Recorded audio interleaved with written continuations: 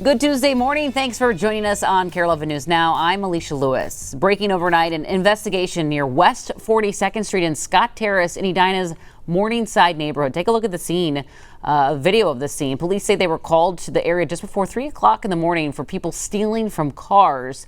When they arrived, they say multiple suspects ran. 3 people were arrested, but they haven't said if that was everyone involved or how many cars were involved. New allegations this morning accusing Republican gubernatorial candidate Mike Lindell of violating campaign laws. That complaint just into the newsroom 1 week ahead of the primary election. Megan McPherson has the details. Lindell is pushing back against these allegations that he violated Minnesota campaign law, calling the complaint against him a setup hit job. It centers around a Delano 4th of July parade where Lindell threw pillows to people along the parade route. We also found a video on Lindell's Instagram page, which is what you're seeing now, that shows him handing out similar pillows at a parade in Foley back in June. So here's a closer look at what they look like with Mike Lindell for governor printed on the packaging. The filing claims Lindell and another person threw pillows worth nearly $35 into the crowd, arguing that violates Minnesota's Fair Campaign Practices Act, prohibiting giving something of value to influence a person's vote.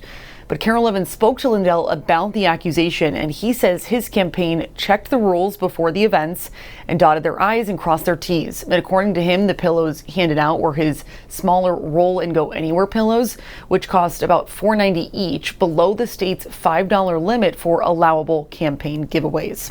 Lindell also says he expects a judge to rule on the complaint later this week. Now, as I was researching this, I did find a state website, and it says that these complaints are heard by a panel of judges, which may do a number of things. They may dismiss the matter, they may issue a reprimand, impose a civil penalty, or in serious cases, refer the complaint to a county attorney for criminal proceedings. Back to you. Developing in the last few hours, Todd Barnett says he's leaving his role as interim Minneapolis Community Safety Commissioner after this year. The city council denied his reappointment twice. Some council members say they've been disappointed with his leadership. In an internal email obtained by Kare 11, Barnett said he hasn't decided what's next and is still committed to serving until a replacement can be found. Today, St. Paul residents are getting one last chance to weigh in on the city's plan for homeless encampments. Crews are expected to clear out the city's largest encampment tomorrow. Our Audrey Russo's in St. Paul with a closer look. Yeah, city councilors today are going to have to answer to the public on their plan to clear out 3 homeless encampments in St. Paul altogether. Now, this is a continuation of a public hearing that started pretty much last month, and it went on for about 2 hours. Today's begins at noon, and based on the submitted written statements and what people said at that last meeting, it's pretty clear that the people of St. Paul are not enthused about this plan. Take a look at this video. This is Pig's Eye Park. This is the largest of the homeless encampments that the city wants to start clearing. About 100 or so people live there. Now, Mayor Kale Herr says that the goal is to address the short-term needs of the folks who live here while the city figures out more permanent solutions. Those against dispersing the unhoused people, though, fear that doing so could jeopardize some of the relationships that outreach organizations have steadily built over time. You know, where they're at right now, people can go there and help them get that trust, and then they can get the help that they need, because so many systems have failed them. And so the trust is huge. Now, we also spoke to one of the larger homeless shelters in the city. They say that they are preparing to take in more people tomorrow, but they say that at any given time, they usually only have about 20 to 25 open beds. So they're working on an overflow plan with cots. Back to you.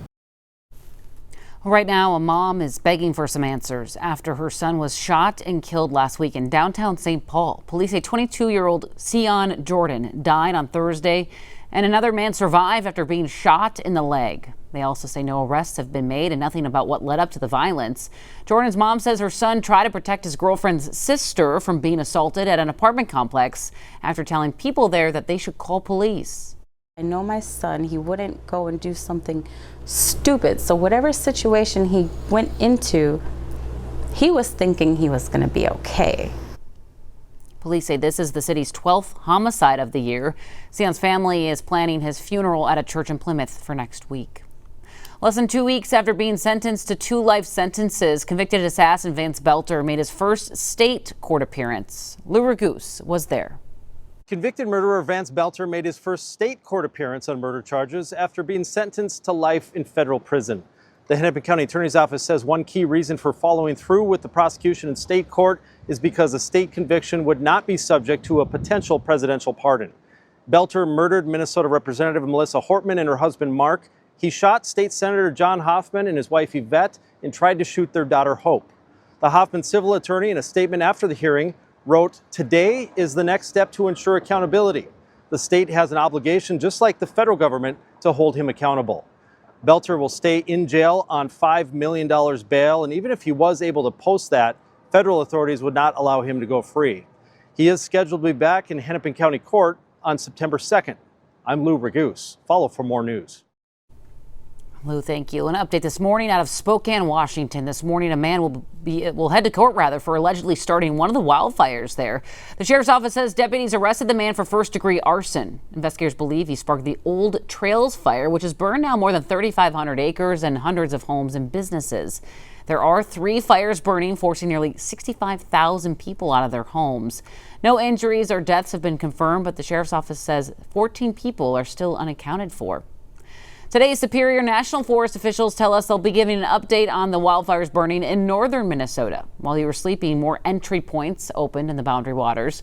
Most of the eastern BWCA is open now, while parts of central are open for day use only. The western side of the area by the Little Knife Fire will stay closed for now. New images into our newsroom this morning of the devastating tornado damage in the Fox Cities over in Wisconsin. Take a look at your screen. These are before and after satellite photos out of Menasha, Wisconsin. They're pretty incredible. Just over a week ago, an EF3 tornado tore through the city with winds upwards of 140 miles an hour. And you can see from these images just how badly it destroyed neighborhoods, schools, and businesses there. Thankfully, no deaths or serious injuries have been reported. Well, this morning, the path is clear for President Trump's next pick for Attorney General. But there's a new obstacle popping up overseas. Iran says there are no talks to end the war there, despite what the president is saying. NBC's Chris Pallone is in Washington with more. The Senate Judiciary Committee is scheduled to vote to advance Todd Blanche's nomination as Attorney General later today. This morning, 2 holdout Republican members of the Senate Judiciary Committee have cleared the way for acting Attorney General Todd Blanche's nomination to advance. I'm glad we were able to solve the problem. Republicans John Cornyn and Tom Tillis, both leaving the Senate in January, wanted written assurance from President Trump's former personal attorney the Trump administration will not move forward with a nearly $2 billion fund to pay people who say they were unfairly prosecuted by the Biden Justice Department and limiting Trump's immunity from IRS audits. That May Justice Department settlement agreement set off alarm bells from Democrats. Trump sued himself, settled with himself, and then gave himself tax immunity for life and $2 billion. All I know is that Todd Blanche is great. He's going to do a great job. Blanche's nomination moving forward as President Trump say talks with Iran to end the war are also progressing, though Iran insists it is not negotiating with the U.S. When they're talking, they don't like saying that they're talking. So I say, wait, we're in talks. Big deal. Trump says a closed critical shipping lane could reopen today. Oil prices dropped on the news. The first phase is the opening of the straits. The second phase will be the denuclearization. The president said he called off massive strikes against Iran's civilian infrastructure over the weekend at the urging of U.S. allies in the region. I want to give him every last chance before decapitation. Very tough to do what we have planned, still planned. We'll see what happens. Trump says there's no deadline for a deal yet. Those 2 Republicans who are holding up Todd Blanche's nomination admit President Trump could still use legal loopholes to revive his anti-weaponization fund later. Tom Tillis saying Congress needs to change the law allowing it. The full Senate could vote on Blanche later this week. In Washington, Chris Pallone, NBC News. And be sure to stick with us. More news and weather coming up after the break.